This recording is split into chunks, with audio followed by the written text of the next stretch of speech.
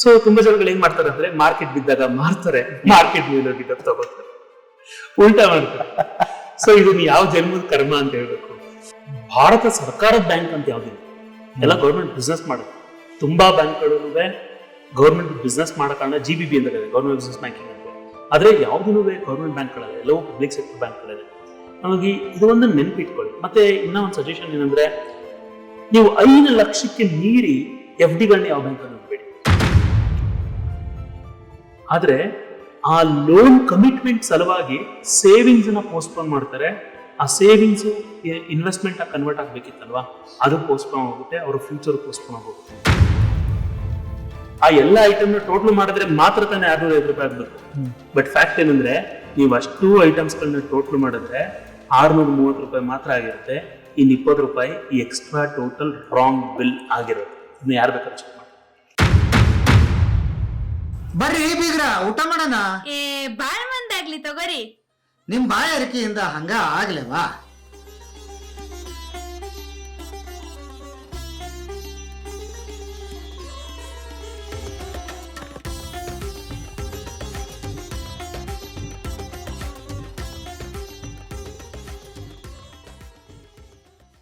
Emergency fund. 6 months of your total expenses should be kept aside. Liquid ಬೀಸ್ ಅಂತಿದೆ, ಅದ್ರೊಳಗಡೆ invest ಮಾಡಿ ಅಂತ ಹೇಳ್ತೀನಿ. ಸೊ ಯಾಕೆ ಇನ್ವೆಸ್ಟ್ ಮಾಡಬೇಕು? ಏನಾದ್ರೂ ಲೈಫ್ ಅಲ್ಲಿ ಎಮರ್ಜೆನ್ಸಿ ಸಿಚುವೇಶನ್ ಬಂತು ಅಂತ ಹೇಳಿದ್ರೆ, ಅವ್ನು ಎಮರ್ಜೆನ್ಸಿ ಫಂಡ್ ಅಲ್ಲಿ ದುಡ್ಡು ಇಟ್ಟಿಲ್ಲ ಅಂತ ಹೇಳಿದ್ರೆ, ಅವ್ನು ರಿಟೈರ್ಮೆಂಟ್ ಫಂಡ್ ದುಡ್ಡು ಕೈಯಾಗ ಕೊಡ್ತಾನ ಅವನು. ದಟ್ಸ್ ವೈ ಎಮರ್ಜೆನ್ಸಿ ಫಂಡ್ ಅಂತ ಹೇಳಿ. ಫಿನಾನ್ಷಿಯಲ್ ಪ್ಲಾನಿಂಗ್ ಅಂದ್ರೆ ಏನು? ಯಾಕೆ ಫೈನಾನ್ಷಿಯಲ್ ಪ್ಲಾನಿಂಗ್ ಕಲಿಬೇಕು ಮನುಷ್ಯ? ಬಿಕಾಸ್ ನಾನು ಎಷ್ಟು ದುಡಿತಾ ಇದ್ದೀನಿ, ಎಷ್ಟು ಬಜೆಟ್ ಮಾಡ್ತೀನಿ, ಎಷ್ಟು ಅದ್ರೊಳಗಡೆ ಎಷ್ಟೆಷ್ಟು ಅಮೌಂಟ್ ಇನ್ವೆಸ್ಟ್ ಮಾಡಬೇಕು, ಇನ್ವೆಸ್ಟ್ ಮಾಡಿದಂತ ದುಡ್ಡನ್ನ ಗ್ರೋತ್ ಯಾವ ತರ ಮಾಡಬೇಕು, ನನ್ನ ರಿಸ್ಕ್ ಪ್ಲಾನಿಂಗ್ ಯಾವ ತರ ಮಾಡಬೇಕು, ಎಮರ್ಜೆನ್ಸಿ ಫಂಡ್ ಎಲ್ಲ ಕ್ರಿಯೇಟ್ ಯಾವ ತರ ಮಾಡಬೇಕು ಅನ್ನೋ ಟೋಟಲ್ ಓವರ್ ಆಲ್ ಐಡಿಯಾಸ್ ಗಳಿರ್ಬೇಕು. ಬಟ್ ನೀವು ಯೂಟ್ಯೂಬ್ ನೋಡ್ಬಿಟ್ಟು ಅದನ್ನ ಕಲಿಯೋದಕ್ಕಾಗಲ್ಲ. ಹಂಗಾಗಿ ಹೇಳೋದು ಎಕ್ಸ್ಪರ್ಟ್ಸ್ ಗಳ ಜೊತೆಗೆ. So they will help you. ಈಗ ನಮ್ಮ ಕಮ್ಯುನಿಟಿನಲ್ಲಿ ಯಾಕೆಲ್ಲರೂ ತುಂಬಾ ಚೆನ್ನಾಗಿ ಎಲ್ಲಾ ವಿಷಯಗಳನ್ನ ಅರ್ಥ ಮಾಡ್ಕೊಳ್ತಾರೆ ಅಂತ ಹೇಳಿದ್ರೆ ಇದೇ ಕಾರಣಕ್ಕೋಸ್ಕರ. ಬಿಕಾಸ್ ಎವ್ರಿ ವೀಕ್ ಬರ್ತಾರೆ, ಎವ್ರಿ ವೀಕ್ ಕಲಿತಾರೆ, ಎವ್ರಿ ವೀಕ್ ಹೊಸ ಹೊಸ ವಿಷಯಗಳನ್ನ ಕಲಿತಾರೆ, ಎವ್ರಿ ವೀಕ್ ಒಂದೊಂದು ರೀತಿನಲ್ಲಿ ಅವ್ರಿಗೆ ಹೊಸ ಹೊಸ ಐಡಿಯಾಲಜೀಸ್ ಗಳು ಬರ್ತಾ ಹೋಗುತ್ತೆ. ಹಂಗಾಗಿ ಯಾರುವೆ ತಪ್ಪುಗಳಿಗೆ ಸೇರ್ಕೊಳ್ಳೋದಿಲ್ಲ, ಯಾರುವೆ ಪ್ರಾಬ್ಲಮ್ ಸೇರ್ಕೊಳ್ಳೋದಿಲ್ಲ. ಹಂಗಾಗಿ ನಮ್ ಗ್ರೂಪ್ ಅಲ್ಲಿ ಒಂದು ರೂಲ್ ಇದೆ, ಏನಂದ್ರೆ ನೀವೆಲ್ಲೇ ಇನ್ವೆಸ್ಟ್ ಮಾಡಿ, you should consult us before you invest ಅಂತ ಹೇಳ್ತೀವಿ ಗ್ರೂಪ್ ಅಲ್ಲಿ. ಹಂಗಾಗಿ ನನ್ನ ಎಲ್ಲಾ ಸ್ಟೂಡೆಂಟ್ಸ್ ಗಳು ಅವ್ರು 10,000 ಇನ್ವೆಸ್ಟ್ ಮಾಡ್ಬೇಕಾಗಿಲ್ಲ ಸರ್ ಇವತ್ತು. ಅವ್ರು ಗ್ರೂಪ್ ಅಲ್ಲಿ ಮೆಸೇಜ್ ಹಾಕ್ತಾರೆ, ಸರ್ ನಾ ಇಂಥ ಕಡೆ ಇನ್ವೆಸ್ಟ್ ಮಾಡ್ತಾ ಇದೀನಿ, ಮಾಡ್ಬೋದಾ ಬೇಡ? ಸೊ ನನ್ನ ಇಡೀ team they are almost experts now as similar to me. But ನಾನು ಅವೈಲೇಬಲ್ ಇದ್ರೆ ನಾನೇ ರಿಪ್ಲೈ ಮಾಡ್ತೀನಿ ತುಂಬ ಯಾವ ಜಾಗಕ್ಕೆ ಇನ್ವೆಸ್ಟ್ ಮಾಡ್ಬೇಕು, ಎಲ್ಲಿ ಮಾಡಬಾರ್ದು. ಹಾಗಾಗಿ ನಾನು ಹೇಳುದು, ಫಿನಾನ್ಷಿಯಲ್ ಪ್ಲಾನಿಂಗ್ ಅನ್ನೋದನ್ನ ತುಂಬಾ ಕೇರ್ಲೆಸ್ ಆಗಿ ತಗೋಬೇಡಿ. That's the fundamental of life. ಆಮೇಲೆ ಈಗ ಸದ್ಯಕ್ಕೆ ಏನ್ ನಡೀತಾ ಇದೆ ಸರ್, ಇಡೀ ಹೊರಡೆ ಬಿದ್ದು ಹೋಗ್ಬಿಟ್ಟಿದೆ ರಿಸೆಷನ್. ಇದು ಹೇಗೆ? ರಿಸೆಷನ್ ಅಂತ ಹೇಳಿದ್ರೆ ತುಂಬಾ ಜನಕ್ಕೆ ಇದು ಮೀನಿಂಗ್ ಗೊತ್ತಿರಲ್ಲ. ರಿಸೆಷನ್ ಅಂದ್ರೆ consecutive 2 years GDP down level ಹೋದ್ರೆ ಅದನ್ನ ರಿಸೆಷನ್ ಅಂತ ಹೇಳ್ಬಿಟ್ಟು ಕ್ಲೇಮ್ ಮಾಡ್ತಾರೆ. ಅದರ್ವೈಸ್ ಎಕಾನಮಿ ಸ್ಲೋ ಡೌನ್ ಆಗುತ್ತೆ ಆ ಸಿಚುವೇಶನ್ ಅಲ್ಲಿ. ಇದು 2008ನೇ ಇಸ್ವಿನಲ್ಲೂ ಒಂದ್ಸಲ ಆಗಿತ್ತು ನೋಡಿದ್ರೆ. ಮತ್ತೆ ಎವ್ರಿ 5 years ಒಂದ್ಸಲ ಮಾರ್ಕೆಟ್ ಕರೆಕ್ಷನ್ ಬಂದೇ ಬರುತ್ತೆ. 5 ವರ್ಷಕ್ಕೊಂದ್ಸಲ ಮಾರ್ಕೆಟ್ ಡೆಫಿನೆಟ್ಲಿ ಕರೆಕ್ಷನ್ ಬರುತ್ತೆ. ನಾನು ಹೇಳೋದು ವೆಯ್ಟ್ ಮಾಡಿ ಅಲ್ಲ. ಸೊ ಇವಾಗ ನಿಮ್ಗೆ ಚಿನ್ನ ಫಾರ್ ಎಕ್ಸಾಂಪಲ್ ಇವತ್ತು 90,000 ಚಿಲ್ಲರೆ ಇದೆ ಅಂತ ಇಟ್ಕೊಳ್ಳೋಣ, ಅದು 1 ಲಕ್ಷ ಇದೆ ಅಂತ ಇಟ್ಕೊಳ್ಳೋಣ. ನಾಳೆ ಬೆಳಿಗ್ಗೆ ಚಿನ್ನ ನಿಮ್ಗೆ ಒಂದ 60,000 ರೂಪಾಯಿಗೆ ಸಿಕ್ಕಿದ್ರೆ ನೀವು ತಗೋತೀರಾ ತಗೊಳಲ್ಲ? ತಗೋತೀವಿ. ಸ್ಟಾಕ್ ಹಂಗೇನೆ ಸರ್. ನಿಮ್ಗೆ 10 ರೂಪಾಯಿಗೆ ಇದ್ದಂತ ಪದಾರ್ಥ 7 ರೂಪಾಯಿಗೂ 8 ರೂಪಾಯಿಗೆ ಸಿಗ್ತಾ ಇದೆ ಅಂದ್ರೆ ತಗೊಳ್ಳಿ ಅಲ್ಲ ಜಾಸ್ತಿ. ಈಗ ತಗೊಳಕಾಲ ಹಂಗಾರೆ. Yes, so you should invest ನಾವು. ಯಾಕಂದ್ರೆ ಮಾರ್ಕೆಟ್ ಸಿಂಪಲ್ ಫಂಡನೇ ಎಷ್ಟು, ಮಾರ್ಕೆಟ್ ಬಿದ್ದಾಗ ಇನ್ವೆಸ್ಟ್ ಮಾಡಿ, ಮಾರ್ಕೆಟ್ ಅಪ್ ಹೋಗ್ತಿದ್ದಂಗೆ ನಿಮ್ ಎಕ್ಸಿಟ್ ಟೈಮ್ ನ ಡಿಸೈಡ್ ಮಾಡ್ಕೊಂಡು ಆಚೆ ಬನ್ನಿ. ಸೊ ತುಂಬಾ ಜನಗಳು ಏನ್ ಮಾಡ್ತಾರೆ ಅಂದ್ರೆ ಮಾರ್ಕೆಟ್ ಬಿದ್ದಾಗ ಮಾರ್ತಾರೆ, ಮಾರ್ಕೆಟ್ ಮೇಲೆ ಹೋಗಿದ್ದಾಗ ತಗೋತಾರೆ, ಉಲ್ಟಾ ಮಾಡ್ತಾರೆ. ಸೊ ಇದನ್ನ ಯಾವ ಜನ್ಮದ ಕರ್ಮ ಅಂತ ಹೇಳ್ಬೇಕು. ಹಂಗಾಗಿ ನಾ ಹೇಳೋದು, ಮಾರ್ಕೆಟ್ ಬೀಳ್ತಾ ಇದೆಯಾ, so you start to invest, make money ಇದೆ. ಯಾಕಂದ್ರೆ ಮಾರ್ಕೆಟ್ ಅನ್ನೋದನ್ನ ತುಂಬಾ ಜನ ಸಟ್ಟಾ ಬಸಾರು ಜೂಜು ಅನ್ಕೋತಾರೆ. No, it's pure business. ಹಂಗಿದ್ರೆ ಯಾಕೆ ಅದಕ್ಕೆ ಜೂಜ್ಗಾರ ಲೈಸೆನ್ಸ್ ನ ಕೊಡ್ಬೇಕಾಗಿದೆ? ಯಾಕೆ ಸೆಬಿ ಕಂಟ್ರೋಲ್ ಮಾಡ್ಬೇಕು ಅದನ್ನ? ಸೆಬಿ ಕಂಟ್ರೋಲ್ ಮಾಡ್ತಾ ಇದೆ ಅಂದ್ರೆ ಆಬ್ವಿಯಸ್ಲಿ ಇಟ್ಸ್ ರೆಗ್ಯುಲೇಟೆಡ್ ಅಲ್ವಾ. ಮಾರ್ಕೆಟ್ ಎಷ್ಟೋ ದೇಶಗಳ ಮಾರ್ಕೆಟ್ ರೆಗ್ಯುಲೇಷನ್ ಇಲ್ಲ, ಬಟ್ ದೇವ್ರದೇ ನಮ್ಮ ದೇಶದಲ್ಲಿ ಮಾರ್ಕೆಟ್ ರೆಗ್ಯುಲೇಟ್ ಮಾಡ್ಲಿಕ್ಕೆ ಸೆಬಿ ಇದೆ. ನಮ್ಮ ಫಾರ್ಚೂನ್ ಅದು. ಸೊ ಹಾಗಾಗಿ ಮಾರ್ಕೆಟ್ ಬೆಳೆಯುತ್ತೆ. ಯಾಕಂದ್ರೆ ಹಂಗಂದ್ಬಿಟ್ಟು ನಿಮ್ ಲಾಸ್ಗೆಲ್ಲ ಸೆಬಿ ಕೊಡುತ್ತೆ ದುಡ್ಡನ್ನ ಅಂತ ಅಲ್ಲ ಅದರ ಅರ್ಥ. ಬಟ್ ಅದು ರೆಗ್ಯುಲೇಟ್ ಮಾಡೋದ್ರಿಂದ ಹೆಂಗಂದ್ರಂಗೆ ಹುಚ್ಚುಚ್ಚಂಗೆಲ್ಲ ಮಾರ್ಕೆಟ್ ಆಡಕ್ಕಾಗಲ್ಲ. ಓಕೆ, ಯಾಕಂದ್ರೆ ಸೆಬಿ ಹಾಕೋ ಫೈನ್ಗಳನ್ನು ಸ್ವಲ್ಪ ಸ್ವಲ್ಪ ಇರಲ್ಲ, ಕ್ಲೋಸ್ ಟುಗೆದರ್ ಇರುತ್ತೆ. ಯಾಕೆ IRDA, ನಾನು ಅದಕ್ಕೆ ಹೇಳೋದು, ನೀವೆಲ್ಲ ಇನ್ವೆಸ್ಟ್ ಮಾಡ್ತೀರಾ ಸರ್, ರೆಗ್ಯುಲೇಟರ್ ಅಂಡರ್ ಬರುವಂತ ಕೆಟಗರೀಸ್ ಗಳಲ್ಲಿ ಇನ್ವೆಸ್ಟ್ ಮಾಡಿ. ಇಷ್ಟ ಸಿಂಪಲ್ ಫಂಡ. ಅಂದ್ರೆ ಏನು, ಇನ್ಶೂರೆನ್ಸ್ ಕಂಪನೀಸ್ ಗಳು IRDA ಅಂಡರ್ ಬರುತ್ತೆ, invest in insurance. But again ನೋಡ್ಕೊಂಡು ಇನ್ವೆಸ್ಟ್ ಮಾಡಿ, ಎಲ್ಲಿ ಮಾಡ್ಬೇಕು, ಯಾವ ಪ್ರಾಡಕ್ಟ್ ಮೇಲೆ ಮಾಡಬೇಕು. ಸಾವಿರ ಪ್ರಾಡಕ್ಟ್ಸ್ ಇದೆ, ನೀವ್ ಯಾವ್ದ್ರಲ್ಲಿ ನಿಮಗ್ ಲಾಭ ಇದೆ ಆ ಪ್ರಾಡಕ್ಟ್ಸ್ ಮಾಡ್ಬೇಕು. ಎರಡನೇದು ಸೆಬಿ, ಅದರೊಳಗಡೆ ಮ್ಯೂಚುವಲ್ ಫಂಡ್ ಸೆಕ್ಷನ್ಸ್ ಗಳು ಬರುತ್ತೆ, ಸ್ಟಾಕ್ ಮಾರ್ಕೆಟ್ ಗಳು ಬರುತ್ತೆ. ಡೆಫಿನೆಟ್ಲಿ ಅದು ರೆಗ್ಯುಲೇಟರ್ ಇದೆ, ಅದಕ್ಕೆ ಇನ್ವೆಸ್ಟ್ ಮಾಡಿ. ಮೂರನೇದು RBI, ಬ್ಯಾಂಕ್ಸ್ ಗಳೆಲ್ಲ ಅದರ ಅಧೀನದಲ್ಲೇ ಬರುತ್ತೆ. ಸೊ ಯಾವ್ದು ಗವರ್ಮೆಂಟ್ ಅಂದ್ರೆ ಭಾರತ ಸರ್ಕಾರದ ಬ್ಯಾಂಕ್ ಅಂತ ಯಾವ್ದಿಲ್ಲ, ಎಲ್ಲ ಗವರ್ಮೆಂಟ್ ಬಿಸ್ನೆಸ್ ಮಾಡುತ್ತೆ. ತುಂಬಾ ಬ್ಯಾಂಕ್ಗಳು ಗವರ್ಮೆಂಟ್ ಬಿಸ್ನೆಸ್ ಮಾಡೋ ಕಾರಣ GBB ಅಂತ ಕರೀತಾರೆ, ಗವರ್ಮೆಂಟ್ ಬಿಸ್ನೆಸ್ ಬ್ಯಾಂಕಿಂಗ್ ಅಂತ ಹೇಳಿ. ಆದ್ರೆ ಯಾವ್ದು ಗವರ್ಮೆಂಟ್ ಬ್ಯಾಂಕ್ಗಳಲ್ಲ, ಎಲ್ಲವೂ ಪಬ್ಲಿಕ್ ಸೆಕ್ಟರ್ ಬ್ಯಾಂಕ್ಗಳೇ. ಹಾಗಾಗಿ ಇದು ಒಂದು ನೆನ್ಪಿಟ್ಕೊಳ್ಳಿ. ಮತ್ತೆ ಇನ್ನ ಒಂದು ಸಜೆಷನ್ ಏನಂದ್ರೆ, ನೀವು 5 ಲಕ್ಷಕ್ಕೆ ಮೀರಿ FD ಗಳನ್ನ ಯಾವ ಬ್ಯಾಂಕ್ ಅನ್ನು ಇಡಬೇಡಿ. ನಂದು ಒಂದು ಎಲ್ರ ಪ್ರಶ್ನೆ ಸರ್, ಹೆಂಗಿದೆ ನೋಡಿ, ಇದು ಜೇಡ್ರ ಬಲೆ ಅಂತ ಹಂಗೆ. ಈಗ ನೋಡಿ, ಫಸ್ಟ್ ಬೆಂಗಳೂರಿಗೆ ಬರೋರು ಒಂದು ಕುಟುಂಬ ಹಿಂಗೆ ನಾವು ಬರ್ತೀವಿ. ಬಂದ ತಕ್ಷಣ ನಮ್ಗೆ ಮೊದಲು ದುಡಿಯಕ್ ಶುರು ಮಾಡ್ತೀವಿ, ಒಂದು ಬಾಡಿಗೆ ಮನೆ ಮಾಡ್ಕೊತೀವಿ, ಮದುವೆ ಆಗುತ್ತೆ, ಮಕ್ಕಳಾಗುತ್ತೆ, ಸಂಸಾರ ದೊಡ್ಡದಾಗುತ್ತೆ, ಅಲ್ಲಿಂದ ಶುರು ಆಗುತ್ತೆ. ಏನು, ಒಂದು ಮನೆ, ಬಾಡಿಗೆ ಮನೆಯಲ್ಲಿ ಇರ್ತೀವಿ, ಒಂದು ಮನೆ ಅಂತ ಮೊದಲು ಸೈಟು ಅಂತ ಶುರು ಆಗುತ್ತೆ. ಒಂದು ಪ್ರಾಬ್ಲಮ್ ಏನಾಗ್ಬಿಟ್ಟಿದೆ ಬೆಂಗಳೂರಲ್ಲಿ ಅಂದ್ರೆ, ಈಗ 1,000 ರೂಪಾಯಿ ಸ್ಕ್ವೇರ್ ಫೀಟ್ ಇರೋದನ್ನ ಇನ್ನ 5 ವರ್ಷ ಬಿಟ್ಟು ತಗೋತೀನಿ ಅಂದ್ರೆ ಅದು 10,000 ಆಗಿರುತ್ತೆ ಸರ್, ಅಲ್ವಾ? ಅದನ್ನ ಈಗ ತಗೋಬೇಕಂದ್ರೆ ನಮ್ಮ ಹತ್ರ ದುಡ್ಡಿಲ್ಲ. ಹಂಗಂತ 10,000 ಆದ್ಮೇಲೆ ತಗೊಳೋದು ಇನ್ನ ಗಗನಕ್ಕೆ ಹೋದಂಗೆ ಕತೆ. ಸೊ ನಾವೀಗ ಬಾಡಿಗೆ ಮನೆಯಲ್ಲಿ ಇರದೆ ವಿಧಿ ಇಲ್ಲ, ಒಂದ್ 3 ಹಂಗೆ ಕೂಡಿಟ್ಟು ಒಂದ್ 4-5 ಲಕ್ಷ ಮಾಡ್ಕೊಂಡಿದೀವಿ ಅಂತ ಅನ್ಕೋಣ. ಆ ದುಡ್ಡನ್ನ ಬಾಡಿಗೆ ಮನೆ ಬಿಟ್ಟು ನಾನು ಲೀಸ್ಗೆ ಹೋಗಲ್ಲ ಅಥವಾ ಸೈಟ್ ಗಿಟ್ಟು ತಗೊಳ್ಳ? Okay, it's a very beautiful question.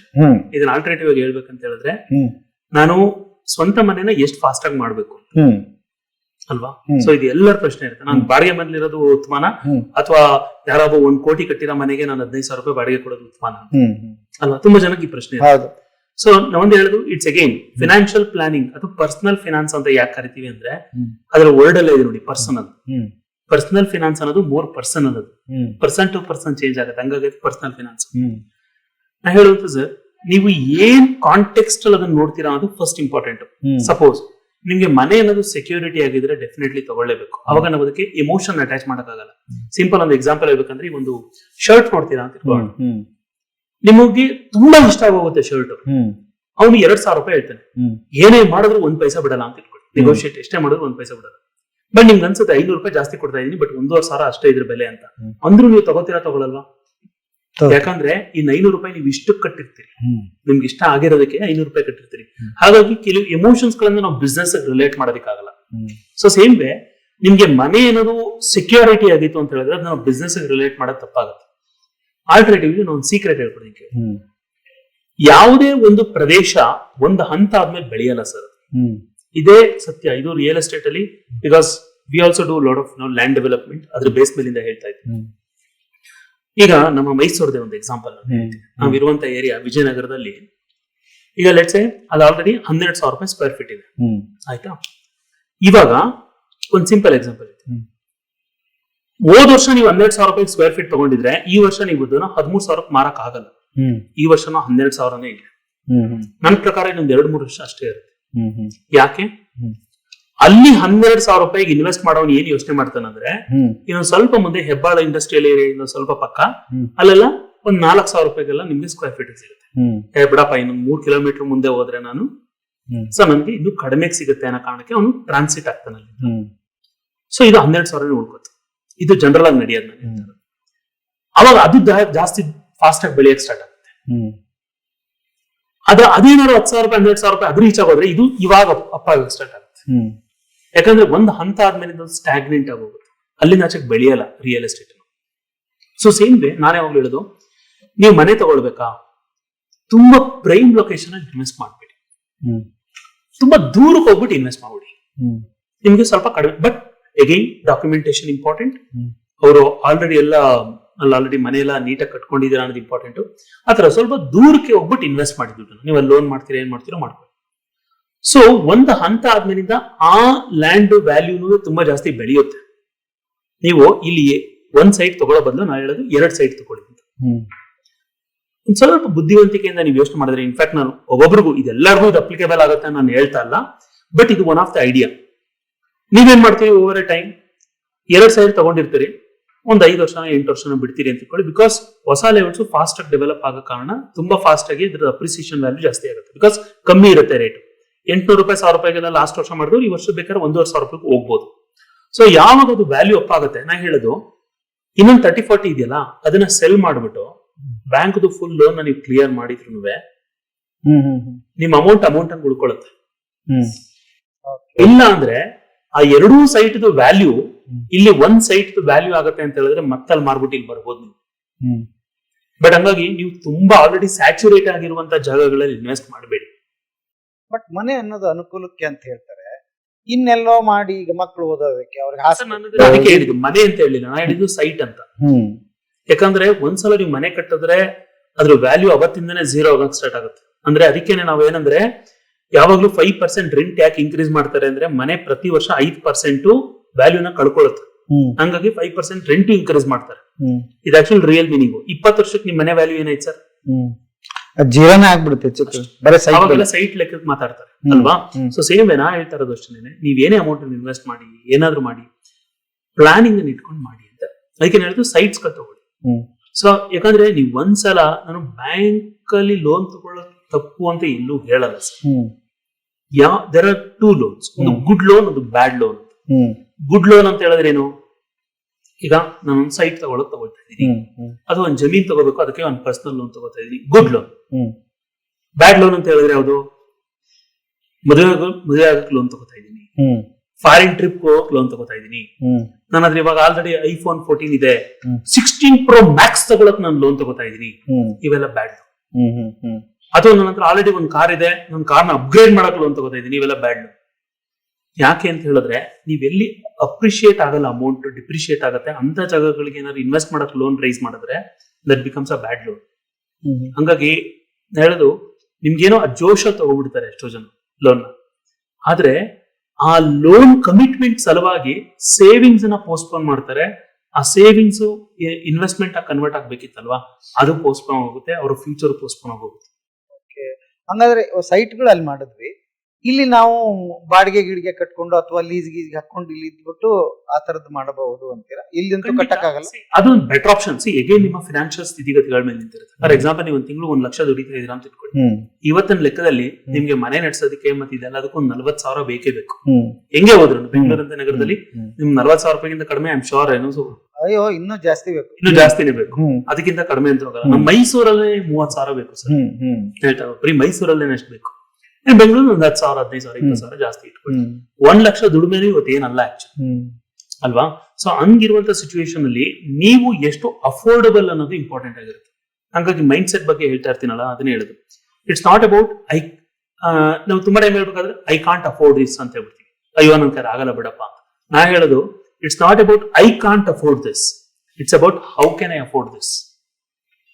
ನನ್ ಕೈಲಿ ಇದು ಆಗಲ್ಲ ಅಲ್ಲ, ನಾನು ಹೆಂಗ್ ತಗೊಳ್ಳಿ ಅಂತ ಯೋಚನೆ ಮಾಡ್ಕೊ. ಅವಾಗ ನಿಮ್ಗೆ ವರ್ಲ್ಡ್ ಆಫ್ ಪಾಸಿಬಿಲಿಟೀಸ್ ಓಪನ್ ಆಗುತ್ತೆ. ಸೊ 100% ಸಾಧ್ಯ ಆಗುತ್ತೆ. ಹಂಗಾಗಿ ನಾನು ಹೇಳೋದು, ಮನೇನಂತ ಸೆಕ್ಯೂರಿಟಿ ಸತ್ಯ, ಆದ್ರೆ ನೋಡಿ ಮಾಡಿ ಇನ್ವೆಸ್ಟ್ ಮಾಡಿ. ಯಾಕಂದ್ರೆ ಗಾಡ್ಸ್ ಗ್ರೇಸ್ ಇವಾಗ ಮೈಸೂರಲ್ಲಿ ನನ್ನ ಪ್ರಕಾರ 99% ಆತರ ಕೇಸಸ್ಗಳಿಲ್ಲ. ಒಂದೇ ಸೈಟ್ ಅನ್ನು 4 ಜನಕ್ಕೆ ಮಾರೋದು ಆತರ ಅಲ್ಲ. ಬಟ್ ಬ್ಯಾಂಗ್ಳೂರಲ್ಲಿ ಸಿಕ್ಕಾಬಟ್ಟೆ ಇದೆ ಅಲ್ವಾ? ಸೊ ಹಂಗಂದ್ರೆ ಎಲ್ಲಾರು ಮೈಸೂರಿಗೆ ಬಂದೇ ಮಾಡಿ ಅಂತ ಹೇಳ್ತಾ ಇಲ್ಲ. Because one of the top growing city in the Karnataka ಅಂತ ಹೇಳಿದ್ರೆ ಆಸ್ ಆಫ್ ನೋ ಮೈಸೂರು ಅಲ್ವಾ? ಇನ್ನೊಂದು ಇದಕ್ಕೆ ರಿಲೇಟೆಡ್ ಪ್ರಶ್ನೆ ಇದೆ. 1.5 ಕೋಟಿ ರೂಪಾಯಿ ಆಗುತ್ತೆ ಸರ್. ಈಗ ನಿಮ್ಗೆ ಒಂದ್ ಮನೆ ಗೃಹ ಪ್ರವೇಶ ಮಾಡಿ ಸೇರ್ಕೊಂಡು ಅರ್ಧ ಸೈಟ್ ಅಲ್ಲಿ ಕಟ್ಟಿದ್ರು ಅಷ್ಟಾಗುತ್ತೆ ಬೆಂಗಳೂರಲ್ಲಿ. ಅದನ್ನ ಕಟ್ಟಿ ನಾವು ಅಲ್ಲಿರೋದು ವಾಸಿನ, ಸಿಟಿಯಲ್ಲಿ ಅದೇ ಮನೆ 1.5 ಕೋಟಿದು ಒಂದು 25-30 ಲಕ್ಷ ರೂಪಾಯಿ ಲೀಸಿಗೆ ಸಿಗುತ್ತೆ ಸರ್. ನಾನು ಬಾಡಿಗೆ ಹೇಳ್ತಿಲ್ಲ. 1.5 ಕೋಟಿ ಇನ್ವೆಸ್ಟ್ಮೆಂಟ್ ಮಾಡಿ ಆ ಮನೆಗೆ ಇರೋದು ಬೆಟರ್, ಒಂದ್ 25-30 ಲಕ್ಷ ನಾನು ಲೀಸಿಗೆ ತಗೊಂಡು ಇಲ್ಲಿ ಇರೋದು ವಾಸಿ. ಇದಕ್ಕೆ ಏನ್ 2 ಪ್ರಶ್ನೆ ಬರುತ್ತೆ. ನೀವ್ ಯಾರು ಅಂತ ಅಂದ್ರೆ, ನಿಮ್ಗೆ 20 ಲಕ್ಷ ತಗೊಂಡು ನಿಮ್ಗೆ ಅದರಲ್ಲಿ ದುಡ್ಡು ಬಂದ್ರೆ ನೀವು ಬೆಟರ್ ಲೀಸ್ಗೆ ಹೋಗ್ಬೇಡಿ. ಐ ರಿಪೀಟ್, 20 ಲಕ್ಷ ಇಟ್ಕೊಂಡು ಆ 20 ಲಕ್ಷನ ದುಡ್ಸಕ್ ಬರುತ್ತೆ ನನಗೆ, ಆ ದುಡ್ಡನ್ನ ದುಡ್ಸಕ್ ಕೆಪಾಸಿಟಿ ನನ್ಗಿದೆ, ಅದ್ರ ಎಬಿಲಿಟಿ ನನ್ಗಿದೆ, ಕಾಂಪಿಟೆನ್ಸಿ ನನ್ಗಿದೆ ಅಂತ ಹೇಳಿದ್ರೆ ಆ 20 ಲಕ್ಷ ಲೀಸ್ಗೆ ಹಾಕೋಬಾರ್ದು. ಇಲ್ಲಪ್ಪ ನಂಗೆ ಆ ಥರ ಏನೂ ಗೊತ್ತಿಲ್ಲ, ನಂಗೆ 20 ಲಕ್ಷ ಸಿಕ್ತಂದ್ರೆ ಬರೀ FD ಮಾಡೋದು ಗೊತ್ತಷ್ಟೇನೆ, ಹಂಗೇನಾದ್ರು ಇತ್ತು ಅಂದ್ರೆ ಲೀಸ್ಗೆ ಹಾಕೊಳ್ಳೋದು ಬೆಟರ್. ನಂಗೆ ತಿಂಗಳ ಕಮಿಟ್ಮೆಂಟ್ ಬರಬಾರ್ದಪ್ಪ. ಈಗ ಯಾರೊಬ್ರು ಕಾಂಟ್ರಾಕ್ಟರ್ ಫಾರ್ ಎಕ್ಸಾಂಪಲ್, ಅವ್ರಿಗೆ ವರ್ಷಕ್ಕೊಂದ್ಸಲಿ ಬಿಲ್ ಆಗುತ್ತೆ ಅಂತ, ಅವ್ರು ತಿಂಗಳ ಬಾಡಿಗೆ ಎಲ್ಲಿ ಕಟ್ತಾರೆ ಪಾಪ, ಅವ್ರಗಳಿಗೆ ಲೀಸ್ ಬೆಟರ್ ಆಗುತ್ತೆ. ಯಾರೊಬ್ಬ salary holder continuous regular recurring income ಇರುತ್ತೆ, ಅಂತವ್ರು ಬಾಡಿಗೆ ಹೋಗೋದು ಬೆಟರ್ ಆಗಿರುತ್ತೆ. ಸೊ ಇಟ್ ಅಗೇನ್ ಅದಕ್ಕೆ ಹೇಳಿದ್ರು, personal finance is more personal. Generic ಆಗಿ ಹೇಳ್ಬೇಕು ಅಂತ ಹೇಳಿದ್ರೆ ಒಂದು you can say thumb rule ಅಥವಾ ಬ್ಲೈಂಡ್ ಮೆಥಡ್ ಅಂತ ಇಟ್ಕೊಳ್ಳಿ, ಬಟ್ ಇದು ಎಲ್ರಿಗೂ ಅಪ್ಲಿಕಬಲ್ ಆಗಲ್ಲ. ಜಸ್ಟ್ ಬ್ಲೈಂಡ್ ರೂಲ್ ಅಂತ ಹೇಳಿದ್ರೆ ನೀವು ಮನೆ ಮೇಲೆ ಇನ್ವೆಸ್ಟ್ ಮಾಡಬೇಡಿ ಅಂತ ನಾನು ಹೇಳೋದು. ಎಲ್ಲಿವರೆಗೆ ನಿಮ್ಗೆ ಎಲ್ಲಿ ತನಕ ನಾನು ಬ್ಯಾಂಕ್ ಅಲ್ಲಿ ಲೋನ್ ತಗೊಳ್ದೇನೆ ಮನೇನ ಕಟ್ಟಬಲ್ಲೆ ಅನ್ನೋಂತ ಆ ಒಳಗಡೆಯಿಂದ ಆ ಧೈರ್ಯ ಬರುತ್ತಾ ಅಲ್ಲಿವರೆಗೆ. ಸೊ ಈಗ ನೋಡಿ, ನೀವು ಈ ಆಕ್ಷನ್ ಅಂತ ಹೇಳ್ಬಿಟ್ಟು ತುಂಬಾ ಬ್ಯಾಂಕ್ ಗಳಲ್ಲಿ ಹೋದ್ರೆ ಅಲ್ಲೆಲ್ಲ ಲೋನ್ ಕಟ್ಟದೇ ಇರೋದೇ ಮನೆಗಳು ಮತ್ತೆ ಇವೆಲ್ಲ ಮಾಡ್ತಿರ್ತಾರೆ. ನೀವ್ ಹೋಗ್ಬಿಟ್ಟು ನೋಡಿ, ಪಾಪಚ ಒರಿಜಿನಲ್ ಓನರು ಇಂಟೀರಿಯರ್ ಎಲ್ಲ ನಮ್ ಕಡೆ ಮಾತಾಡ್ತಾರೆ, ಬೇವರಲ್ಲಿ ರಕ್ತ ಸುರಿಸ್ಬಿಡ್ತಿದ್ರು, ರಾಂಗ್ ಅಫರ್ಮೇಶನ್ ಅದು, ಬಟ್ ನಾ ಹೇಳ್ತಾ ಇರೋದು ಹಂಗೆಲ್ಲ ಮಾಡಿರ್ತಾರೆ ಅವ್ರು. ಪಾಪ ಒಂದೊಂದು ಇಟ್ಕೆನೂ ನೋಡಿ ಕಟ್ಸಿರ್ತಾರೆ. ಹಂಗಿರೋರ್ನ ಲೋನ್ ತೀರ್ಸಕ್ಕಾಗದೇ ಇರೋ ಕಾರಣ ಪಾಪಚ ಅವ್ರನ್ನ ಸ್ಟ್ರೆಸ್ ಅಲ್ಲಿ ಮಾಡ್ಬಿಡ್ತಾರೆ ಅವ್ರನ್ನ ತುಂಬಾ ಕಡಿಮೆಗೆನೆ. ಅದಕ್ಕೆ ಅಂತಾನೆ ಒಂದು ಟೀಮ್ ಇರುತ್ತೆ. ಹಾಗಾಗಿ ನಾ ಹೇಳುದು, ನೋಡ್ಕೊಂಡು ಯೋಚನೆ ಮಾಡಿ ಇನ್ವೆಸ್ಟ್ ಮಾಡಿ. ಇಲ್ಲ ಅಂದ್ರೆ ನಾ ಹೇಳುದು, ನಿಮ್ಮ ಹತ್ರ 1.5 ಕೋಟಿ ಆಗೋಷ್ಟಿದ್ಯಾ, ಸೊ ಒಂದಲ್ಲ 2 ಸೈಟ್ ನ ಬೈ ಮಾಡಿ, ಸ್ವಲ್ಪ ಟೈಮ್ ವೆಯ್ಟ್ ಮಾಡಿ. ಆ ಬಂಧನಕ್ಕೆ ಸಿಗಾಕೋಬೇಡಿ ಅಂತ ನಾನು ಹೇಳ್ತಾ ಇರೋದು. ಈಗ ಫೋಮೋ ಅಂತ ಕರೀತಾರೆ, ಅಂದ್ರೆ ಫಿಯರ್ ಆಫ್ ಮಿಸ್ಸಿಂಗ್ ಔಟ್ ಅಂತ ಹೇಳಿ. ಅಯ್ಯೋ ಆಗೋಗುತ್ತೆ ಯೋಚನೆ ಮಾಡಬೇಡಿ. ಸಿ, ಒಂದು ಭಗವಂತ ನಂಬಿ, so it will happen, that's the first thing. ಎರಡನೇದು ಏನಂತ ಹೇಳಿದ್ರೆ, ಸ್ಟ್ರಾಟಜಿಕಲ್ ಆಗಿ ನೀವು ಐಡಿಯಾಲಜೀಸ್ ಗಳನ್ನ ಮಾಡ್ಬೇಕಾಗತ್ತೆ ಸರ್. ಇವಾಗ ತುಂಬಾ ಜನ ಹೆಂಗ್ ಮಾಡ್ತಾರೆ ಅಂದ್ರೆ, ಸಾಲನೋ ಸೋಲೋನೋ ಹೆಂಗೋ ಮಾಡಿ ಕಟ್ಬಿಡುವ ಅಂತ ಹೇಳ್ಬಿಟ್ಟು ಕಟ್ತಾರೆ. ನಾವು ಮನೆ ಬಿಲ್ಡ್ ಮಾಡಾದ್ಮೇಲಿಂದ ಆ ಮನೆಯಲ್ಲಿ ಶಾಂತವಾಗಿ ಮಲಗುವಂಗಿರ್ಬೇಕು. ರಾತ್ರಿ ಎಲ್ಲ ಅಯ್ಯೋ ದೇವ್ರೆ, ಈ ರಾಮಲಿಂಗಣ್ಣಂಗೆ ದುಡ್ಡು ಕೊಡ್ಲಿಲ್ವಲ್ಲ, ಈ ಚಂದ್ರಪ್ಪಂಗೆ ದುಡ್ಡು ಕೊಡ್ಲಿಲ್ವಲ್ಲ ಅಂತ ಇರಬಾರ್ದು. ಯಾಕಂದ್ರೆ ಹಂಗಿದ್ರೆ ಅವರು ಆ ಹೌಸ್ ನ ಬಿಲ್ಡ್ ಮಾಡಿದ್ದಾರೆ, ಹೋಮ್ ನ ಕಳ್ಕೊಂಡ್ಬಿಟ್ಟಿದ್ದಾರೆ ಅಲ್ವಾ. ಸೊ ಹಾಗಾಗಿ ನಾ ಎಲ್ಲುವೇ ಕಟ್ಟೋದಕ್ಕೆ ವಿರುದ್ಧ ಇಲ್ಲ. ನಾ ಹೇಳುದು, ನೀವ್ ಇಷ್ಟ ವರ್ಷ ಏನ್ ಮಾಡ್ತಿದ್ರಿ ಅಂತ ಪ್ರಶ್ನೆಗಳು. ಈಗ ನನ್ನ ಜೊತೆ ತುಂಬಾ ಜನ 40-50 ವರ್ಷದವರೆಲ್ಲ ಕೂರ್ತಾರೆ ಸರ್. ಅವ್ರು ಕೇಳುವಂತದ್ದು, ನಾನು ಈಗ ಒಂದು 40 years ಫಾರ್ ಎಕ್ಸಾಂಪಲ್, ಅವನು ಕೇಳ್ತೀನಿ ನಾನು. ಫಸ್ಟ್ ಕ್ವಶನ್ ಏನಂತ ಹೇಳಿದ್ರೆ, ಓಕೆ ಹೇಳಿ ಸರ್, ನೀವೇನೇನ್ ಮಾಡಿದಿರಿ, ಓಕೆ ಎಷ್ಟು ದುಡ್ದಿದ್ದೀರಿ, ಎಷ್ಟು ಇದು ಮಾಡಿದಿರಿ, ಓಕೆ ಫೈನ್ ಸರ್, ಇಷ್ಟಿಷ್ಟೆಲ್ಲ ಅರ್ನ್ ಮಾಡಿದಿರಿ, ಓಕೆ ನೀವು ಇಷ್ಟಿಷ್ಟೆಲ್ಲ ಅರ್ನ್ ಮಾಡಿದಿರಿ, ಇಷ್ಟಿಷ್ಟು ಕಡೆ ಇನ್ವೆಸ್ಟ್ ಮಾಡಿದಿರಿ, ಇಷ್ಟು ದುಡ್ಡು ಬ್ಯಾಂಕ್ ಬ್ಯಾಲೆನ್ಸ್ ಇರ್ಬೇಕು ನಿಮ್ದು, ಅಥವಾ ಎಲ್ಲೋ ಒಂದ್ ಕಡೆ ಇನ್ವೆಸ್ಟ್ಮೆಂಟ್ ಇರ್ಬೇಕು, ಎಲ್ಲಿ ದುಡ್ಡು ಅಂತ ಗೊತ್ತಿಲ್ಲ sir. How careless you are. ನೀವು ದುಡ್ದಿರೋ ದುಡ್ಡು ನಿಮ್ಗೆ ಗೊತ್ತಿಲ್ಲ ಅಂತ ಹೇಳಿದ್ರೆ ಏನರ್ಥ ಅದು? ನೀವೇನೇ ಅಮೌಂಟ್ಸ್ ಗಳನ್ನ ಇನ್ವೆಸ್ಟ್ ಮಾಡಿದ್ರು ಪ್ರಾಪರ್ ಆಗಿ ಸ್ಟ್ರಾಟಜಿಕಲ್ ಆಗಿ ಇನ್ವೆಸ್ಟ್ ಮಾಡಿಲ್ಲ ಅಂತ ಹೇಳಿದ್ರೆ, ದೇವರೇ ಹೇಳಪ್ಪ ಅನ್ಬೇಕಾಗುತ್ತೆ ನನ್ನ ದುಡ್ಡೆಲ್ಲ ಇತ್ತು ಅಂತ. ಆಮೇಲಿಂದ ವಾಪಸ್ಸು ನಿಮ್ಗೆ ಏನ್ ಅನ್ಸುತ್ತೆ, ತುಂಬಾ ಜನಗಳ ಮನೆ ಇರ್ತಾರೆ ಅಂದ್ರೆ ಜನಗಳು, ಅವ್ರಿಗೆ ಏನ್ ಅನ್ಸುತ್ತೆ, ಯಾಕೋ ಸರ್ ನಾನು ದುಡಿತೀನಿ ಕೈಗೆ ದುಡ್ಡೆತ್ತಲ್ಲ ಸರ್ ಅಂತ. ಆಮೇಲಿಂದ ವಾಪಸ್ಸು ಯಾರೊಬ್ಬ ಆಸ್ಟ್ರಾಲಜರ್ ಹತ್ರ ಹೋಗ್ತೀವಿ, ಬಿಕಾಸ್ ನಾನು ಆಸ್ಟ್ರಾಲಜಿನ ಪ್ರಾಕ್ಟೀಸ್ ಮಾಡಿ ತುಂಬಾ ಜನ ನನ್ನ ಹತ್ರ ಬಂದು ಅದೇ ಕೇಳ್ತು, ಯಾಕೋ ಬೆಳಿತಾರ ಸರ್, ನೋಡಿ ನನ್ನ ಗ್ರಾಹಕತೆಗಳು ಏನಿದೆ ಅಂತ. 100% ಆಸ್ಟ್ರಾಲಜಿ ವರ್ಕ್ ಆಗುತ್ತೆ, ಇಲ್ಲ ಅಂತ ನಾನು ಹೇಳಲ್ಲ. ಆದ್ರೆ ಆಸ್ಟ್ರಾಲಜಿಗೆ ನಿಮ್ಮ ಮೈಂಡ್ ಸೆಟ್ ತುಂಬಾ ಚೆನ್ನಾಗಿ ವರ್ಕ್ ಆಗುತ್ತೆ, ನಿಮ್ಮ ಸ್ಟ್ರಾಟಜೀಸ್ ಗಳು ತುಂಬಾ ಚೆನ್ನಾಗಿ ವರ್ಕ್ ಆಗುತ್ತೆ. ಸೊ ಹಂಗಾಗಿ ನಾ ಹೇಳುದು, ನೀವು ಫಂಡಮೆಂಟಲ್ಸ್ ನೇ ತಪ್ಪು ಮಾಡ್ಬಿಟ್ಟು, ಈಗ ಒಂದ್ 20,000 ಸಂಬಳ ಬರ್ತಿದ್ದಾಗ ಹೆಂಗಿದ್ರು 1 ಲಕ್ಷ ಸಂಬಳ ಬರಕ್ ಸ್ಟಾರ್ಟ್ ಆಯ್ತು ಅಂತ ಹೇಳಿದ ತಕ್ಷಣ ಇರೋ ಕಾರಣ ಅಪ್ಗ್ರೇಡ್ ಮಾಡ್ಕೊಂಡು ಎಲ್ಲ ಕಮಿಟ್ಮೆಂಟ್ ಆ ಲೆವೆಲ್ಗೆ ಲೈಫ್ ಸ್ಟೈಲ್ ಇನ್ಫ್ಲೇಷನ್ ಆ ತರ ಮಾಡ್ಕೊಂಡಾದ್ಮೇಲಿಂದ, ದೇವ್ರೆ ಇದೇನಪ್ಪ ಹಿಂಗಾಗೋಯ್ತು, ನನ್ನ ಆಸ್ಟ್ರಾಲಜಿನಲ್ಲಿ ಯಾಕೋ ನನಗೆ ಶನಿ ಸರಿ ಇಲ್ಲ, ಗುರು ಸರಿ ಇಲ್ಲ ಅಂದ್ರೆ that's wrong. So actually okay, of course ಗ್ರಹಗಳು ಬುದ್ಧಿ ಕೊಡುತ್ತವೆ, ಅದೆಲ್ಲ ಬುದ್ಧಿ ಕರ್ಮಾನುಸಾರಿಣಿ, ನಮ್ಮ ಕರ್ಮಗಳ ಪ್ರಕಾರ ನಡೆಯುತ್ತೆ. ಆದ್ರೆ ಅದಕ್ಕಿಂತ ನಮಗೆ ಆಗಿರುವಂತದ್ದು ನಮ್ಮ ಕಾನ್ಶಿಯಸ್ನೆಸ್ ಜೊತೆಗೆ ಹೈಯರ್ ಇಂಟೆಲಿಜೆನ್ಸ್ ಜೊತೆಗೆ ಕನೆಕ್ಟ್ ಆಗಿರುವಂತದ್ದು. ನಾನು ಹೇಳೋದು, ನೀವು ಏನೇ ಅಮೌಂಟ್ ಅನ್ನ ಇನ್ವೆಸ್ಟ್ ಮಾಡೋದಕ್ಕಿಂತ ಮುಂಚೆ ಕೂತ್ಕೊಂಡು ಯೋಚನೆ ಮಾಡಿ, ನನ್ಗೆ ಇಷ್ಟು ಅಮೌಂಟ್ ಬರ್ತಾ ಇದೆ, ನಾನು ಎಷ್ಟು ಅಮೌಂಟ್ ಅನ್ನ ಎಲ್ಲೆಲ್ಲಿ ಇನ್ವೆಸ್ಟ್ ಮಾಡ್ಬೇಕು ಅಂತ. ನಿಮ್ಗೊಂದು ಫನ್ ಫ್ಯಾಕ್ಟ್ ಹೇಳ ಸರ್, 100 ಜನದಲ್ಲಿ 90 ಜನ ಅವ್ರು 1 ವರ್ಷದ ಬ್ಯಾಂಕ್ ಸ್ಟೇಟ್ಮೆಂಟ್ ನ ನೋಡಿರಲ್ಲ. ಇದು ಯಾಕೆ ಅಂದ್ರೆ ನನಗೆ ಬಹಳ ಆಶ್ಚರ್ಯ ಆಗುತ್ತೆ, ಹೌ ಕೇರ್ಲೆಸ್ ಯು ಆರ್ ಅಂತ ನಾನು ಸ್ಟೂಡೆಂಟ್ಸ್ ಗಳ ಕೇಳ್ತಾ ಇರ್ತೀನಿ. ಏನ್ ಕೇರ್ಲೆಸ್ ನೀವು? How can you not see your own bank balance, I mean bank transaction statement? Bank ಅಲ್ಲಿ ಎಷ್ಟು ನಿಮ್ಗೆ ಚಾರ್ಜಸ್ ಅಂತ ಕಟ್ ಮಾಡಿದ್ರೆ ಅಂತ ಹೆಂಗ್ ಗೊತ್ತು? ನೀವೇನಾದ್ರು ಬ್ಯಾಂಕ್ ಅಲ್ಲಿ ಚಾರ್ಜಸ್ ಗಳೇನಾದ್ರು ಕಟ್ ಆಗಿದೆ ಅಂದ್ರೆ ನೀವು ಅದನ್ನ ರಿವರ್ಸ್ ಮಾಡಿಸ್ಕೋಬಹುದು.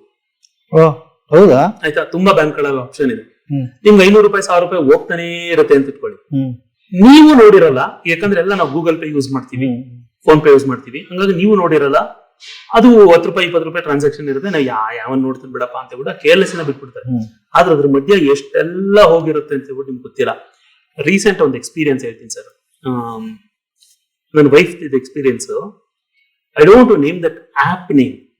ಅದು 10 ನಿಮಿಷದಲ್ಲಿ ಡೆಲಿವರಿ ಕೊಡುತ್ತೆ. ಇದನ್ನ ಯಾರು ಬೇಕಾದ್ರೂ ಟೆಸ್ಟ್ ಮಾಡ್ಬೋದು, ನಾನು ಆಪ್ ನೇಮ್ ಹೇಳಲ್ಲ, ಬಟ್ ನೀವೇ ಟೆಸ್ಟ್ ಮಾಡಿ. ಏನಂದ್ರೆ ನಮ್ಮ ಮನೇಲಿ ಒಂದು ಸಣ್ಣ ಪಾಪು ಇದೆ, ನನ್ಗೆ 2 ವರ್ಷ ಮಗ ಇದ್ದಾನೆ. ಸೊ ಸಣ್ಣ ಪಾಪು, ಹಂಗಾಗಿ ಆಚೆ ಮಾಡೋಷ್ಟೆಲ್ಲ ಟೈಮ್ ಇರಲ್ಲ, ಬಿಕಾಸ್ ನಮ್ದು ಬಿಸಿ ಶೆಡ್ಯೂಲ್ ಹಂಗೆಲ್ಲ ಇರೋದು. ನಾವು ಅದರಿಂದನೇ ಆರ್ಡರ್ ಮಾಡ್ತೀವಿ ಅಂತ. ಈಗ ಒಂದು 10 ಐಟಮ್ಸ್ ತರಿಸಿದೀವಿ. ಲೇಟ್ಸ್ ಒಂದು ಐಟಮ್ 100 ರೂಪಾಯಿ 200 ರೂಪಾಯಿ 300 ರೂಪಾಯಿ ಈ ತರ ಆಗುತ್ತೆ. ಟೋಟಲ್ ಬಿಲ್ ಬಂದು ಒಂದು 650 ರೂಪಾಯಿ ಆಗಿರುತ್ತೆ ಅಂತ. ನೀವು ಟೋಟಲ್ ಮಾಡಿದ್ರೆ ಅಷ್ಟು ಏನ್ 200 ರೂಪಾಯಿ 300 ರೂಪಾಯಿ ಇದೆ, ಎಷ್ಟಾಗ್ಬೇಕು ಸರ್ ಕೊನೆಗೆ? 650 ರೂಪಾಯಿ ಟೋಟಲ್ ಬಿಲ್ ಅಲ್ಲಿ ಇದ್ರೆ ಆ ಎಲ್ಲಾ ಐಟಮ್ ನ ಟೋಟಲ್ ಮಾಡಿದ್ರೆ ಮಾತ್ರ ತಾನೇ 650 ರೂಪಾಯಿ ಆಗ್ಬೇಕು. ಬಟ್ ಫ್ಯಾಕ್ಟ್ ಏನಂದ್ರೆ ನೀವು ಅಷ್ಟು ಐಟಮ್ಸ್ ಗಳನ್ನ ಟೋಟಲ್ ಮಾಡಿದ್ರೆ 630 ರೂಪಾಯಿ ಮಾತ್ರ ಆಗಿರುತ್ತೆ. ಇನ್ 20 ರೂಪಾಯಿ ಎಕ್ಸ್ಟ್ರಾ ಟೋಟಲ್ ರಾಂಗ್ ಬಿಲ್ ಆಗಿರುತ್ತೆ. ಇದನ್ನ ಯಾರು ಬೇಕಾದ್ರೂ ಚೆಕ್ ಮಾಡಿ. ಕಸ್ಟಮರ್ ಕೇರ್ಗೆ ವಾಪಸ್ ನೀವ್ ಏನಾದ್ರು ಕಾಲ್ ಮಾಡಿದ್ರೆ they don't take that responsibility. They say that ನೀವು ಆಪ್ ನ ಅನ್ಇನ್ಸ್ಟಾಲ್ ಮಾಡ್ಬಿಟ್ಟು ಇನ್ಸ್ಟಾಲ್ ಮಾಡ್ಬಿಡಿ. ಆಯ್ತಾ? Okay, delivery charges, but delivery charges separate ಇದೆ. ಇಲ್ಲಾಂದ್ರೆ 199 ಪಾಸ್ ಇದ್ರೆ ಅದನ್ನ ಫ್ರೀ ಆಗಿ ಕೊಡ್ತೀವಿ ಅಂತ ಬಿಟ್ಟು ಹೇಳ್ತಾರೆ. ನಾ ಹೇಳೋದು, ನೀವ್ ಎಲ್ಲಿ ತನಕ ಕೂತ್ಕೊಂಡು ಕ್ಯಾಲ್ಕುಲೇಟ್ ಮಾಡೋದಿಲ್ಲ ಎಷ್ಟೆಷ್ಟಾಯ್ತು. ಓಕೆ, ಯಾಕೆ ನನ್ನ ವೈಫ್ ಯಾಕೆ ಮಾಡಿದ್ರು ಅಂದ್ರೆ she is also my student only, ಅಂದ್ರೆ ಫೈನಾನ್ಸ್ ಸ್ಟೂಡೆಂಟ್. ಸೊ ಹಂಗಾಗಿ ಶಿ ಆಲ್ಸೋ ನೋಸ್ ಹೆಂಗ್ ಕ್ಯಾಲ್ಕುಲೇಟ್ ಮಾಡ್ಬೇಕು ಅಂತ ಐಟಮ್ ನ ಕ್ಯಾಲ್ಕುಲೇಟ್ ಮಾಡಿದಾಗ ಅರ್ಥ ಆಯ್ತಿರ್ಬೇಕು. ಓಕೆ, ನಾನು 20-30 ರೂಪಾಯಿ ಪ್ರತಿ ಟೈಮು ಜಾಸ್ತಿ ಮಾಡ್ತಾ ಇದ್ದಾರೆ. ಇಲ್ಲಿ ಮ್ಯಾಟ್ರ್ ಸರ್ 20-30 ರೂಪಾಯಿ ಅಲ್ಲ. Okay, we earn good, so we donate good, so ಅದೆಲ್ಲ ಓಕೆ. ಆದ್ರೆ ದ ಮ್ಯಾಟ್ರ್ ಹೇಳ್ತಾ ಇರೋದು, ನೀವು ಅನ್ಕಾನ್ಶಿಯಸ್ ಆಗಿದ್ರೆ ಎಲ್ಲೆಲ್ಲ ದುಡ್ಡು ಲೀಕ್ ಆಗೋಗುತ್ತೆ ಅಂತ. ನಮ್ಗೆ ಅನ್ಸುತ್ತೆ 20 ರೂಪಾಯಿ ತಗೊತ್ತೆ. ಒಂದಿನಕ್ಕೆ ಎಷ್ಟು ಟ್ರಾನ್ಸಾಕ್ಷನ್ ಆಗ್ಬೋದು, ಎಷ್ಟು ಸಾವಿರ ಡೆಲಿವರ್ಸ್ ಗಳಾಗ್ಬೋದು ಪರ್ ಡೇ. ಸೊ ಯಾರು ಬೇಕಾದ್ರೂ ಇದನ್ನ ಚೆಕ್ ಮಾಡಿ ನೋಡಿ ಒಂದ್ಸಲ, ನಿಮ್ಗೆ ಹೋಗಿ ಅರ್ಥ ಆಗುತ್ತೆ. That's why I say be conscious, ಪ್ರಜ್ಞಾವಂತರಾಗಿ. ನೀವು ಆಕ್ಚುಲಿ 1ನೇ ಕ್ಲಾಸಿಂದ ಹಿಡಿದು 10ನೇ ಕ್ಲಾಸ್ ತನಕ, PUC ಇಂದ ಹಿಡಿದು ಮಾಸ್ಟರ್ ಡಿಗ್ರಿ ತನಕ, MPhil ಇಂದ ಹಿಡಿದು PhD ತನಕ ಮಾಡಿದ್ರು ನೀವು ಎಜುಕೇಟೆಡ್ ಅಲ್ಲ. ಫಿನಾನ್ಷಿಯಲಿ ಯಾವಾಗ ಲಿಟ್ರೇಟ್ ಆಗ್ತೀರಿ ಅವಾಗ ಮಾತ್ರ ಎಜುಕೇಟೆಡ್. ಬಿಕಾಸ್ ನಂದು MPhil ಆಗಿದೆ, ನಂದು PhD ಆಗಿದೆ, ಬಟ್ ಫಿನಾನ್ಸ್ ಹೇಗಿದೆ that you don't ask me, ಅದರ ಕೇಳ್ಬಿಡಿ. ಸೊ ನಂದು ಇದಾಗಿದೆ, ಓಕೆ ಫೈನ್. ಸೊ ಹಂಗಿರೋ ತಪ್ಪು ಅಂತ ನಾ ಹೇಳೋದು ಸರ್, ನಂದು ಅದು ವಾದ. ನೀವು ನಿಜವಾದ ಲಿಟ್ರೇಟ್ ಆಗೋದು ಯಾವಾಗ ಅಂದ್ರೆ ಫಿನಾನ್ಷಿಯಲ್ ಎಜುಕೇಶನ್ ಬಂದಾಗ. ಯಾಕಂದ್ರೆ ನೀವೇ ತಪ್ಪು ಮಾಡ್ತಾ ಇದ್ರೆ ನಾಳೆ ನಿಮ್ಮ ಮಕ್ಳಿಗೆ ಏನ್ ಹೇಳ್ಕೊಡ್ತೀವಿ? ನೀವೇ ತಪ್ಪು ಮಾಡ್ತಾ ಇದ್ರೆ ನಾಳೆ ನಿಮ್ಮ ಮಕ್ಳಿಗೆ ಹೆಂಗೆ ನೀವು ಬಿಸ್ನೆಸ್ ನ ಬಿಲ್ಡ್ ಮಾಡ್ಬೇಕು ಅಂತ ಹೇಳ್ಕೊಡ್ತೀವಿ. So that's why I say become conscious. ನಮ್ಮ ಸೆಷನ್ಸ್ ಗಳಲ್ಲೂ ನಾವು ಹೇಳೋದೇ ಇದನ್ನು. ಬೇರೆ ಎಲ್ಲ ನೆಕ್ಸ್ಟ್ ಬರುತ್ತೆ. ಫಸ್ಟ್ ನೀವು ಕೂತ್ಕೊಂಡು ಯೋಚನೆ ಮಾಡಿ, ಸ್ಟ್ರಾಟಜೈಸ್ ಮಾಡಿ, ಬರೀರಿ. ಬಟ್ ಯಾರು ಮಾಡಕ್ ರೆಡಿ ಇರಲ್ಲ. ಯಾಕೆ? ಅವ್ರಿಗೆ ಇನ್ಸ್ಟಾಗ್ರಾಮ್ ನೋಡ್ಬೇಕು, ಯೂಟ್ಯೂಬ್ ಶಾರ್ಟ್ಸ್ ನೋಡ್ಬೇಕು, but they don't want to open their own account. That's where my debate comes. ಹಂಗಾಗಿ ನಾ ಹೇಳೋದು, with due respect all my students, ನನ್ನೆಲ್ಲ ತುಂಬಾ ಸ್ಟೂಡೆಂಟ್ಸ್ಗಳು, ಬಟ್ ಅವರೆಲ್ಲ ತುಂಬಾ ಜನ ಕಣ್ಣೀರ್ ಹಾಕೊಳ್ತಾರೆ ಸರ್ ಕ್ಲಾಸಿಗೆ ಬಂದಾಗ. ಸರ್ ನೀವ್ ಯಾಕೆ ನಂಗೆ 10 ವರ್ಷ ಕೆಳಗಡೆ ಸಿಕ್ಲಿಲ್ಲ, ಎಷ್ಟೆಲ್ಲ ಉಳಿಸ್ಬಿಡ್ತಾ ಇದ್ದೆ ಅಂತ. ಬಟ್ ಏನು ಮಾಡೋಕ್ಕಾಗಲ್ಲ, ಅಟ್ಲೀಸ್ಟ್ ನಾವು ದೇ ಆರ್ ದೇರ್. ಸೊ ನಮಗ್ ಸಿಕ್ಕಿರಲ್ಲ, ಅದು ಪುಣ್ಯ. ಒಂದಿಷ್ಟು ಎಪಿಸೋಡ್ಗಳಲ್ಲಿ ಬಹಳ ಖುಷಿ ಆಯ್ತು ಸರ್ ಭೇಟಿಯಾಗಿ. ಮುಂದಿನ ಹಂತಗಳಲ್ಲಿ ಇನ್ನೂ ಒಂದಿಷ್ಟು ಫೈನಾನ್ಸ್ ಬಗ್ಗೆನೇ ಮಾತಾಡೋಣ ಅಂತ ಅನ್ಸುತ್ತೆ, ಹೂಡಿಕೆ ಬಗ್ಗೆ ಮಾತಾಡೋಣ. ತುಂಬಾ ಜನಕ್ಕೆ ಅದು ಹೋಟೆಲ್ ಮಾಡೋದವ್ರು ಇರ್ಬೋದು, ತರಕಾರಿ ಮಾರೋರು ಇರ್ಬೋದು, ಸಣ್ಣ ಪುಟ್ಟ ಬಿಸ್ನೆಸ್ ಮಾಡ್ಕೊಂಡಿರೋರು, ಸಣ್ಣ ಸಣ್ಣ ದುಡ್ಡುಗಳನ್ನ ಉಳಿಸೋದು ಹೇಗೆ, ದೊಡ್ಡದು ಬೇರೆ. ಅವ್ರಿಗೆ ಫೈನಾನ್ಸ್ ನಿಮ್ಮಂತವ್ರು ಇರ್ತೀರಿ, ಗೈಡ್ ಮಾಡ್ತೀರಿ. ಪಾಪ ಇನ್ ನಮ್ಮಂತ ಜನಕ್ಕೆ ಯಾರು ಗೈಡ್ ಮಾಡೋರಿಲ್ಲ. ಹಾಗಾಗಿ ಅಂತವ್ರದ್ದು ಒಂದಿಷ್ಟು ಪ್ರಶ್ನೆಗಳನ್ನ ತಗೊಂಡ್ ಬರ್ತೀನಿ. ಆಮೇಲೆ ಈಗ ನೋಡಿದವರು ಕೂಡ ಕಮೆಂಟ್ ಬಾಕ್ಸ್ ಅಲ್ಲಿ ಇನ್ನೇನೇನು ಪ್ರಶ್ನೆಗಳಾಗ್ತಾರೆ ಅದನ್ನು ಕೂಡ ಎತ್ಕೊಂಡ್ ಬರ್ತೀನಿ. ಮುಂದಿನ ದಿನಗಳಲ್ಲಿ ಮತ್ತೆ ಭೇಟಿ ಆಗೋಣ. ಆದ್ರೆ ಇದಕ್ಕೂ ಮುಂಚೆ ನಂದು ಒಂದು ಸಣ್ಣದೊಂದು ವಿನಂತಿ ಇದೆ. ನಾನು ಯಾವುದೇ ಹೇಳಿದ್ರು ಯಾರು ಅದನ್ನ ಪರ್ಸನಲ್ ಆಗಿ ಇದೆಂತ ವೀಕ್ಷಕರಿಗೆಲ್ಲ ಈ ತರ ಎಲ್ಲ ಹೇಳ್ತಾ ಇದ್ರೆ ಹಂಗೆಲ್ಲ ಅನ್ಕೋಬೇಡಿ. ಯಾಕಂದ್ರೆ ನನಗೆ ತುಂಬಾ ಪೇನ್ ಆಗೋದು ಏನ್ ಗೊತ್ತಾ ಸರ್, ತುಂಬಾ ನಂಗೆ ಮನಸ್ಸಿಗೆ ನಿಜವಾಗ್ಲೂ ನೋವಾಗೋದೇನಂದ್ರೆ, ಯಾರಾದ್ರೂ ಬಂದು ನನ್ ಮುಂದೆ ಕುತ್ಕೊಂಡ್ಬಿಟ್ಟು ನಾನು ಇಂಥ ಕಡೆ ಇನ್ವೆಸ್ಟ್ ಮಾಡಿದ್ರೆ ದುಡ್ಡು ಕಳ್ಕೊಬಿಟ್ಟೆ ಅಂತ ಹೇಳಿದಾಗ, ಈಗ ಒಂದು ತಂದೆಗೆ ಹೆಂಗೆ ಅವ್ರ ಮಕ್ಕಳು ತಪ್ಪು ಮಾಡಿದಾಗ ಫೀಲ್ ಆಗುತ್ತೋ ಆ ತರ ಫೀಲ್ ಆಗುತ್ತೆ ಸರ್. ನಿಜವಾಗ್ಲೂ ಆ ತರ ಫೀಲ್ ಆಗುತ್ತೆ. ಯಾಕಂದ್ರೆ ನಂಗೆ ತುಂಬಾ ದೊಡ್ಡವರೇ ಇರ್ಲಿ, 60 ವರ್ಷ ಇರ್ಲಿ, 50 ವರ್ಷ ಇರ್ಲಿ, ಅವ್ರು ಎಷ್ಟು ವರ್ಷ ಇರ್ಲಿ, ನಂಗೆ ಅದ್ರ ಬಂದು ಕುತ್ಕೊಂಡಾಗ ಆತರ ಹೇಳಿದಾಗ ನಾನು ತುಂಬಾ ಬೇಜಾರಾಗುತ್ತೆ. ಸೊ ಹಂಗಾಗಿ ನಾನು ಆ ಒಂದು ಕಾಂಟೆಕ್ಸ್ಟ್ ಅಲ್ಲಿ ಏನಾದ್ರು ಹೇಳಿರ್ತೀನಿ ಅಷ್ಟೇ, ಬಟ್ ಯಾರು ಅದನ್ನ ತಪ್ಪಾಗಿ ಭಾವಿಸ್ಕೊಳ್ಬಾರ್ದು ಅನ್ನೋಂಥದ್ದು. ಅಲ್ಲ, ಫೈನಾನ್ಸ್ ಗುರುಗಳು ಇರ್ಬೇಕು ಮತ್ತು ನಿಮ್ಮಂತವ್ರು ಇರ್ಬೇಕಂತ ಬಹಳ ಇಂಪಾರ್ಟೆಂಟ್ ಸರ್. ಅದು ಲೈಫ್ ಅಲ್ಲಿ 10 ರೂಪಾಯಿ ದುಡಿಬೇಕಾದ್ರೆ ಎಷ್ಟು ಕಷ್ಟ ಪಡ್ತೀವಿ, ಅದನ್ನ ನೋಡಿ ಎಷ್ಟು ನೆಗ್ಲೆಕ್ಟ್ ಮಾಡಿದೀವಿ ನಾವು. ಆಕ್ಚುಲಿ ವ್ಯಾಲ್ಯೂನೇ ಕೊಟ್ಟಿಲ್ಲ. ನಿಮ್ಮಂತವ್ರ ಹತ್ರ ಕುತ್ಕೊಂಡಾಗ ಅದಕ್ಕೆ ಮಹತ್ವ ಬಂತು ಇವತ್ತು. ಖುಷಿ ಆಯ್ತು. ಮತ್ತೆ ಬದುಕಿನ ಬುತ್ತಿ ಜೊತೆಗೆ ಇಷ್ಟೊತ್ತು ನೀವು ಹಂಚ್ಕೊಂಡಿದ್ದು ಬಹಳ ಖುಷಿ ಆಯ್ತು. ತುಂಬಾ ಲೇಟ್ ಆಗಿದೆ ಆದ್ರೂ ಕೂಡ ಕುತ್ಕೊಂಡು ಪೇಷನ್ಸ್ ಲಾಸ್ಟ್ ಒಂದು ಅನೌನ್ಸ್ಮೆಂಟ್ ಸಹ ಇದೆ ನಮ್ಮ ಸೆಷನ್ಸ್ ಗಳ ಜೊತೆಗೇನೆ. ಇನ್ನ ಒಂದ್ ಏನಂತ ಹೇಳಿದ್ರೆ, ಎವ್ರಿ 6 months ಒನ್ಸ್ ನಾವು ಒಂದು ಪ್ರೋಗ್ರಾಮ್ ಮಾಡ್ತೀವಿ, that is only for women related. ಅಂದ್ರೆ ವಿಮೆನ್ ಸಂಬಂಧಪಟ್ಟಂತ ಏನೇನ್ ಡಿಸೀಸಸ್ ಗಳು ಬರುತ್ತೆ ಅವೆಲ್ಲ, ಒಬ್ರು ಗೈನಕಾಲಜಿಸ್ಟ್ ಇದಾರೆ, ಅವ್ರನ್ನ ಕಳಿಸಿ we do it for free ಆ ಸೆಷನ್ಸ್ ಗಳನ್ನ. ಇನ್ ಕೆಲವು ಸೆಷನ್ಸ್ ಗಳನ್ನ ನಾವು ಬರೀ ಡೊನೇಟ್ ಮಾಡ್ಲಿಕ್ಕೋಸ್ಕರನೇ ತುಂಬಾ ಸೆಷನ್ಸ್ ಗಳು ನಡೀತಾ ಇರುತ್ತೆ. ಅದೆಲ್ಲ ಕಾಂಟ್ಯಾಕ್ಟ್ ಮಾಡಿದಾಗ ಅದ್ರ ಬಗ್ಗೆ ಇನ್ಫಾರ್ಮೇಶನ್ಸ್ ಗಳು ಸಿಗುತ್ತೆ. ಇನ್ಫ್ಯಾಕ್ಟ್ ನಮ್ದು ಸೆಷನ್ಸ್ ಗಳು ಎವ್ರಿ 3 months ರೋಲ್ ಔಟ್ ಅಲ್ಲಿ ಇರುತ್ತೆ. Anybody can come and join. And ನೀವು ಎಜುಕೇಟ್ ಆಗೋದಲ್ಲ, ಲಿಟ್ರೇಟ್ ಆಗೋದು ಇಂಪಾರ್ಟೆಂಟ್. ಅದು ನನ್ನ ಮೆಸೇಜ್. ಆಗ್ಲಿ ಸರ್, ಮುಂದಿನ ದಿನಗಳಲ್ಲಿ ಭೇಟಿ ಆಗೋಣ. ಬಹಳ ಖುಷಿ ಆಯ್ತು. Thank you sir. Thank you.